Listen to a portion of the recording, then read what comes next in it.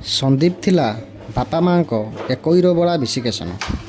ଗୋଟିଏ ବୋଲି ଛୁଆ, ବେଶୀ ଘେଲା ହୋଇ ସେ ଖରାପ ସାଙ୍ଗଙ୍କ ସାଥିରେ ପଡ଼ି ବହୁତ ବାଜେ ବାଜେ ଅଭ୍ୟାସ ଆପଣାଇ ନେଇଥିଲା।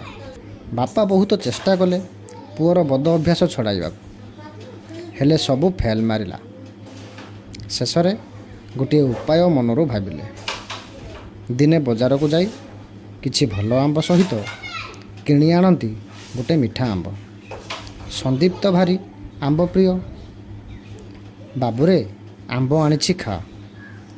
ବାପାଙ୍କ କଥା ଶୁଣି ସନ୍ଦୀପ ଆମ୍ବ ପାଚିଆରୁ ତରବରରେ ପଚା ଆମ୍ବଟି ଆଣି ମୁହଁରେ ଦେଇଛି କି ନାହିଁ ଥୁ ଥୁ କରି ପକାଇ ଦେଲା। ତାପରେ ଆଉ ଗୋଟେ ଭଲ ଆମ୍ବ ଆଣି ତାକୁ ଚୁଷି ଚୁଷି ଖାଇଲା। ପରଦିନ ସକାଳେ ଆମ୍ବ ଖାଇବାକୁ ଯାଇ ଦେଖେ ତ ପାଚିଆର ସବୁ ଆମ୍ବ ପଚି ଯାଇଛି।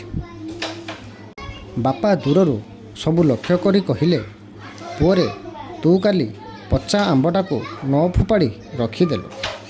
ଦେଖ, ତା ପାଖରେ ରହି ଅନ୍ୟ ଆମ୍ବ ସବୁ ପଚି ଯାଇଛି। ସେମିତି ଖରାପ ସାଙ୍ଗ ଅନ୍ୟ ଭଲ ସାଙ୍ଗକୁ ବି ଖରାପ କରିଦିଏ। ସନ୍ଦୀପ ବାପାଙ୍କ କଥାର ଉଦ୍ଦେଶ୍ୟ ଭଲ କରି ବୁଝିପାରିଲା। ସେ ଜାଣିପାରିଲା ଯେ ଖରାପ ସାଙ୍ଗଙ୍କ ପ୍ରଭାବରେ ସିଏ ବି ଅବାଟକୁ ଚାଲି ଯାଉଛି। ସେଇ ଦିନଠାରୁ ସନ୍ଦୀପ ଭଲ ସାଙ୍ଗଙ୍କ ସହିତ ମିଶି ଭଲ ମଣିଷଟିଏ ହେଲା।